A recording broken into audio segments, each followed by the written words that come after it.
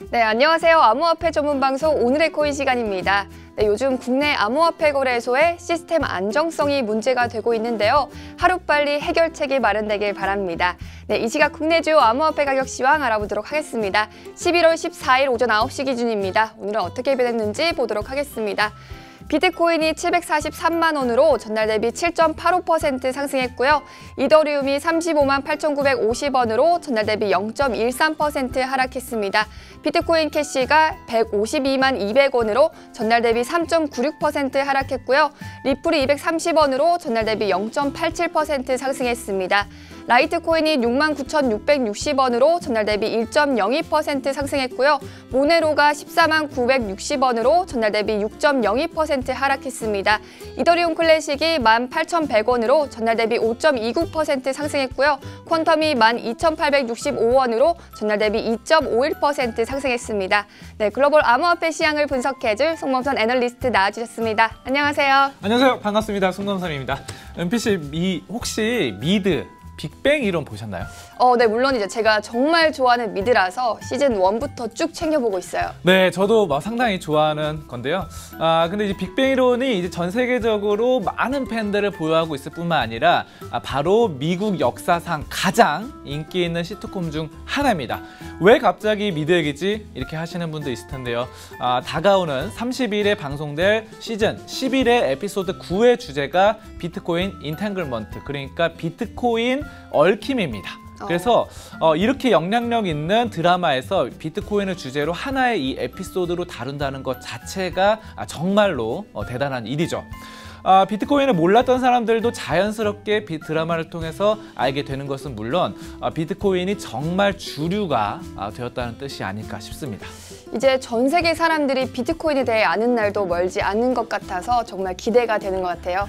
그렇죠. 네, 그리고 여기서 또 하나 눈여겨봐야 될 것이 중국의 입장입니다.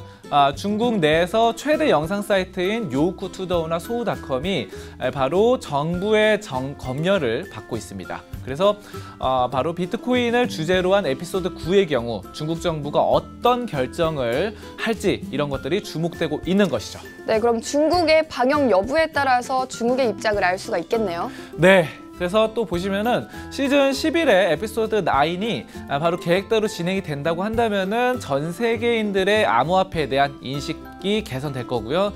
또 시장이 재평가될 수도 있지 않을까 이런 생각을 해봅니다. 자, 그러면은 가격적인 부분을 차트 보면서 얘기 나눠보겠습니다. 네, 하루 동안 일어났던 상황들 점검해 보도록 할까요? 일단은 비트코인이 다시 올라붙습니다. 그리고 비트코인 캐시는 좀 헤매고 있는 상황인데요.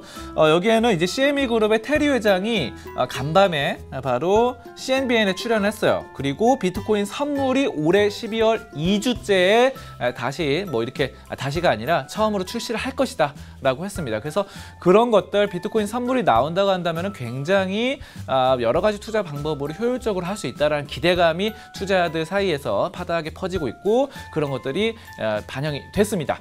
자, 그리고 비트코인 캐시 보시면은 비트코인 캐시가 이제 많이 별로 좋지가 않습니다, 지금. 그래서 바닥권을 헤매고 있는 상황인데 어쨌든 이런 것들이 비트코인 여기 가상통화 개발자 간의 또 이런 것들, 또 그리고 암호화폐 채굴 업자들의 또 투기 세력이 가세됐다. 그리고 채굴 업자들이 비트코인 캐시에 몸값을 올리기 위해서 인위적으로 시세 조정을 했기 때문에 이와 같이 일요일에 엄청난 상승이 나타났고 그 뒤로 약간 빠져나가는 그런 흐름들이 나타나고 있습니다.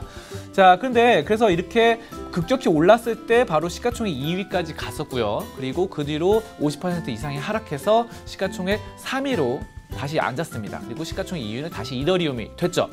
자, 그런데 지금 보시면은 고점 대비 50% 이상 하락한 금액이에요. 그리고 이런 것들이 하방 경직성이 받침이 된다. 그러니까 계속해서 추세가 하락 추세로 내려가는 것이 아니라 어느 정도 이동평균선이 하나의 점으로 수렴하는 구간입니다. 이런 것들 봤을 때는 어느 정도 에너지를 비축하는 바닥 다지기 구간이다라고 봤을 때 물론 이 130만 원, 140만 원 가격도 저번 주에 60만 원대보다는 2배 이상 높은 게 사실입니다. 하지만 이와 같이 고점 270만 원, 280만 원보다는 굉장히 50% 이상 할인해 있는 빅세일 구간이다라고 봤을 때 상당히 추가적인 상승 모멘텀은 있어 보인다. 이렇게 보시면 되겠습니다. 여기까지 암호화폐 종합 분석 시간이었습니다. 네, 말씀 감사합니다.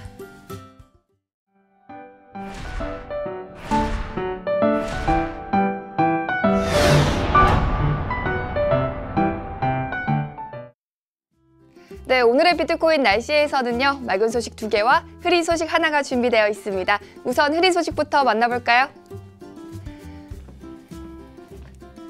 네, 주말에 발생한 거래소 서버 다운에 투자자 피해 사례가 속출하고 있지만 정부 당국은 제도권 금융이 아니니 알아서 해결하라며 뒷짐을 지고 있습니다. 투자자들은 암호화폐 거래소에 투자자 보호 의무를 강화하라고 요구하고 있지만 이렇다 할 대책은 없는 상황입니다. 당국도 암호화폐 거래소들의 자율적 대응책만을 기다리고 있는 상황인데요. 이번 전산마비로 피해를 입은 투자자들은 온라인 커뮤니티를 통해 법적으로 공동 대응을 준비하고 있습니다.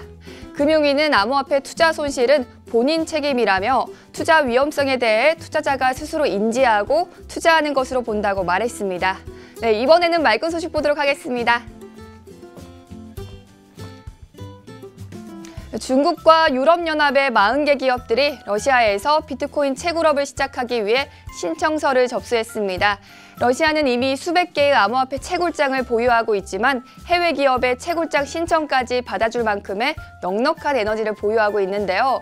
2016년 한 해 러시아 에너지 발전량은 244.1기가와트지만 사용량은 154.3기가와트에 불과해 충분한 여유 용량이 있는 것이죠.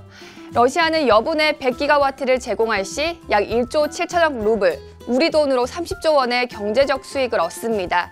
러시아 블록체인과 암호화폐 협회장 유리 프레파킴은 러시아는 충분한 에너지를 공급할 수 있고 세금 수납 특혜 정책도 있다며 러시아가 세계 최고의 채굴 도시가 될 것이라고 말했습니다.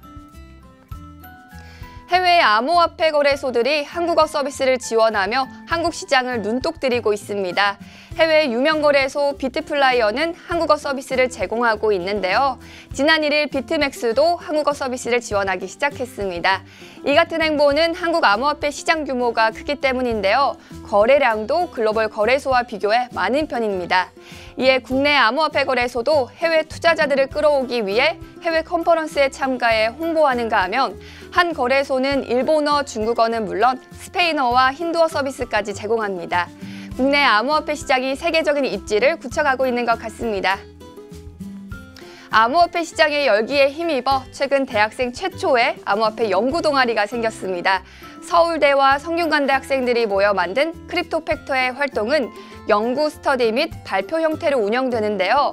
암호화폐 채굴과 코인 개발, 투자 기법이라는 3가지 교육 과정을 나눠 해당 분야를 충분히 조사한 후 매주 각자 연구한 내용을 공유하는 것입니다. 조만간 수도권 대학생 연합 동아리로까지 확장할 계획이라고 하는데요. 국내 암호화폐 미래가 아주 밝아 보입니다. 네, 지금까지 오늘의 코인의 고은비치였습니다.